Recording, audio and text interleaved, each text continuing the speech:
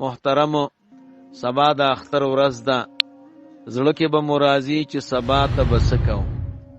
نو د اختر په ورځ باندې 12 کارونه به کوو انشاءالله. اول نمبر چې کله مو د سار منځ وکړه نو ادیرې ته تلل چې دی دا سنت دی. د اختر د منځ نه مخکې د سار د منځ نه بعد د قبرونو او د زیارتونو ملاقات پکار دی او هغوی ته دعاګانې کول پکار دي. دویم نمبر کار به مودی سبا ته خو د لوی اختر ورځ ده، نو تر اختر منځ پورې روژه نیول دا سنت دي. افضل دا ده چې کله قرباني وشي نو د قربانۍ په غوښه باندې روژه ماتول افضل دي. بیا خاص کر د قربانۍ په غوښه کې چې کومه ینه د جګر دی هغې باندې که چا ماته کړه نو ډېر ثواب دی. دریم نمبر کار به مودی چې غسل به کوو.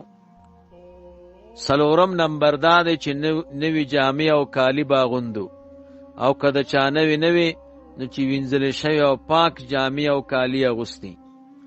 پنځم نمبر کار دا دی چې خوشبویي به لګو. خوشبویي لګول دا سنت طریقه ده. شپږم نمبر دا دی چې مسواک به مګو مسواک استعمال پکار دی. اووم نمبر دا دی چې د اختر د منځ نه مخکې صدقه کول پکار دی. اتم نمبر دا چې عیدګاه ته ځئ نو پیاده په پښو باندې تک کول دا افضل دی. که عذر یو سړی بیمار او موټر کې گاډي کې لاړ نو بیا خیر دی، او که عذر نه نو په پښو باندې تک بیا پکار دی. اتم نمبر کار به مودی چلته لاړو د اختر منځ به کوو. نهم نمبر کار به مودی چې کله اختر منځ مو وکړو یو بل ته مبارکیانې ورکوو. جومات کې م روا دي، د جومات نه یې باندې م روا دي.